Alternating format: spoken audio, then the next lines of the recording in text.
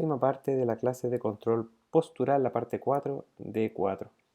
Aquí les quiero hablar un poco de lo que estoy haciendo yo y de lo que me estoy dedicando, que es a nivel ya más central el concepto del modelo interno.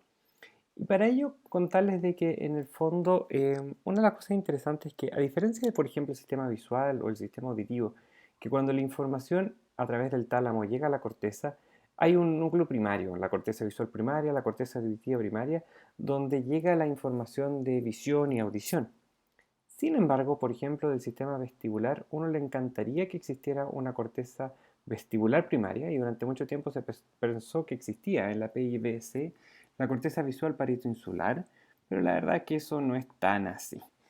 Ya desde que la información vestibular y que vienen de los núcleos vestibulares, que yo les mostré en el video pasado, que se va integrando, que va recibiendo aferencias de lo visual y de lo propioceptivo, no les mostré ninguna diapo de eso, pero ocurre.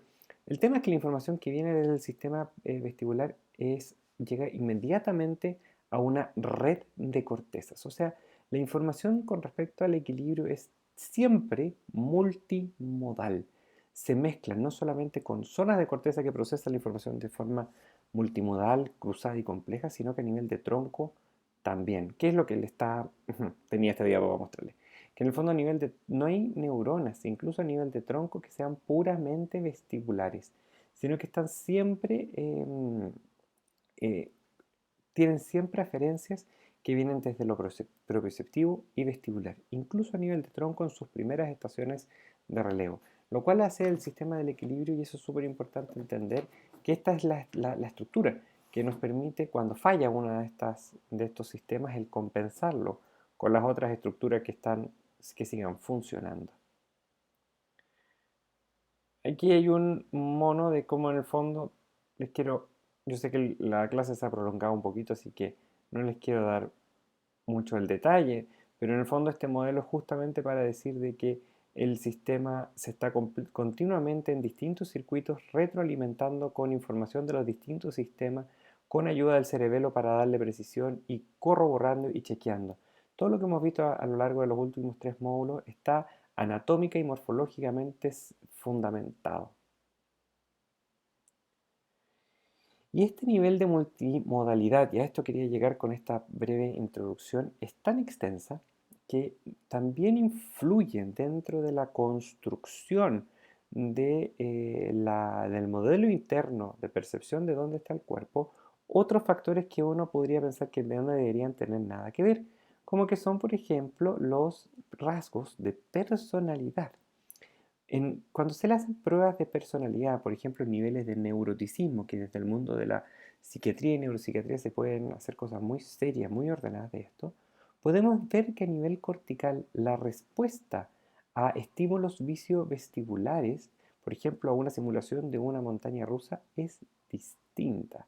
O sea, nuestra percepción del entorno puede tener distintas velocidades o distintas amplitudes, depende de algunos factores emocionales y psicológicos, al nivel ni siquiera de estamos más asustados o más tranquilos, sino al nivel de personalidad.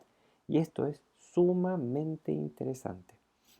Y esto ha llevado a pensar que dentro, por ejemplo, de los trastornos de los mareos y los vértigos, siempre se había pensado un poco en este esquema, de que existían trastornos por daños en el sistema, sobre todo vestibular, más que en los sistemas visuales o propioceptivos, pero también daños centrales que se hablaban en daños a las estructuras del cerebro que coordinaban en todo esto, problemas psiquiátricos propiamente tales, pero un nuevo orden de problemas que nosotros llamamos funcionales, que más de ser un problema, por ejemplo, un síndrome conversivo, que los pacientes realmente se imaginen que están con vértigo, mareo o tengan angustia que se percibe como mareo, sino que aquí tenemos un problema que, sin haber daño estructural de la estructura del cerebro y sin haber daño en las estructuras del oído, por ejemplo, que captan la información de dónde está el mundo, el sistema en su red de computación comete errores de procesamiento.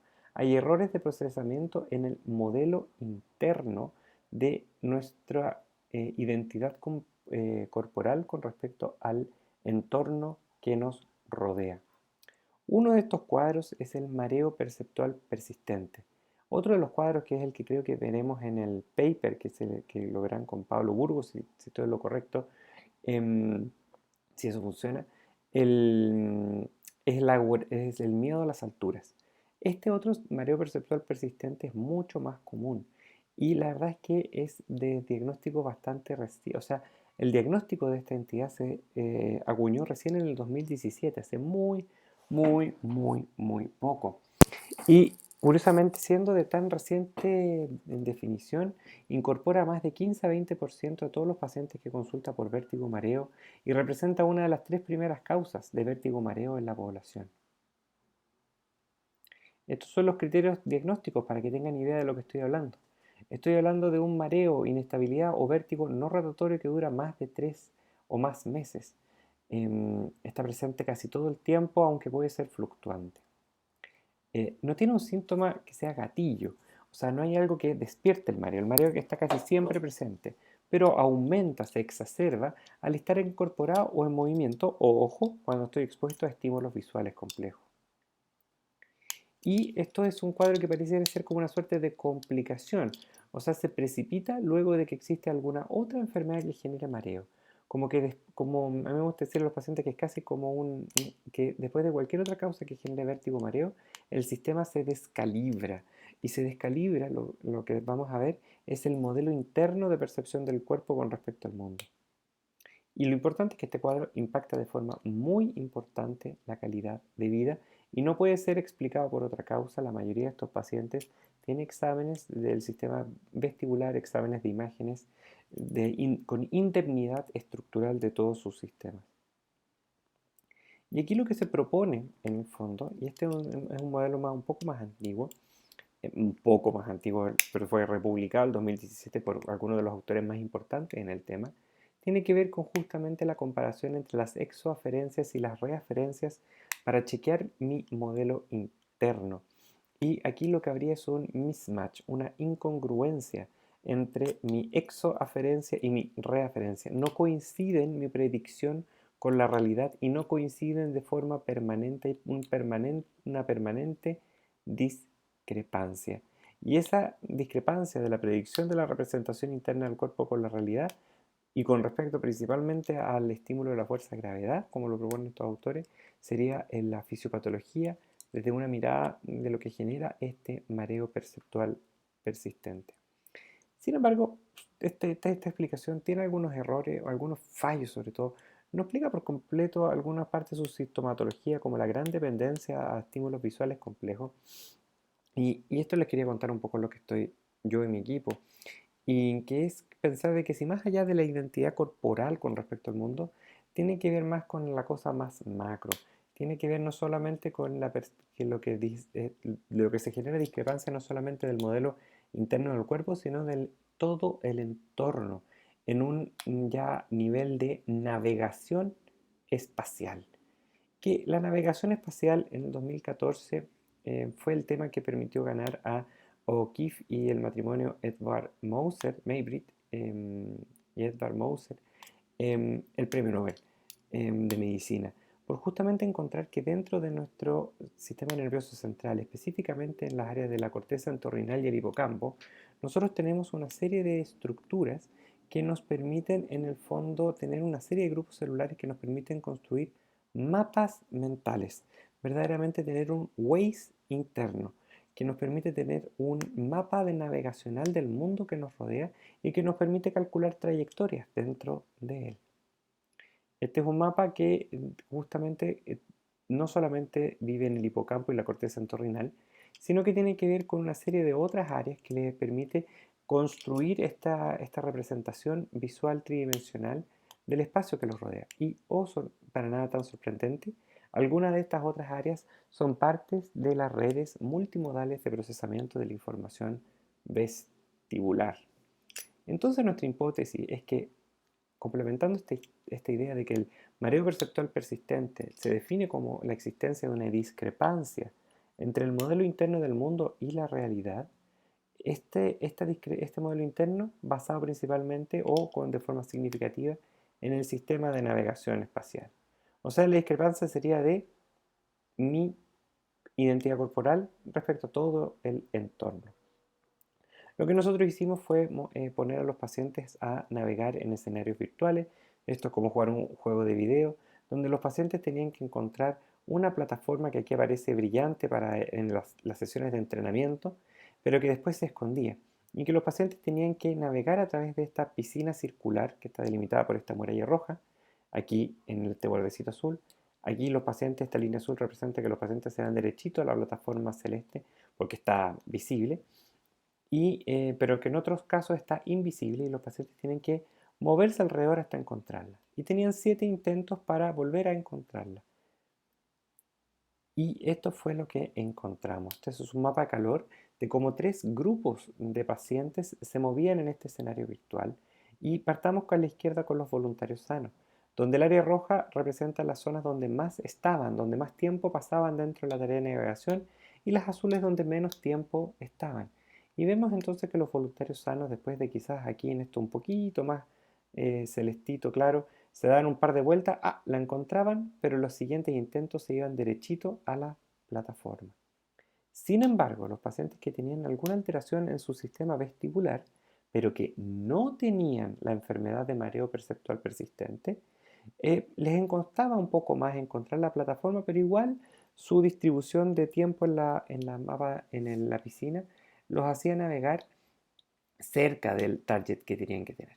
Ahora, los pacientes que tenían los síntomas que describimos hace un par de diapositivas, de mareo perceptual postural persistente, esta sensación de mareo crónico, resulta que a la prueba de navegación navegaban por cualquier lado menos por donde tenían que ir.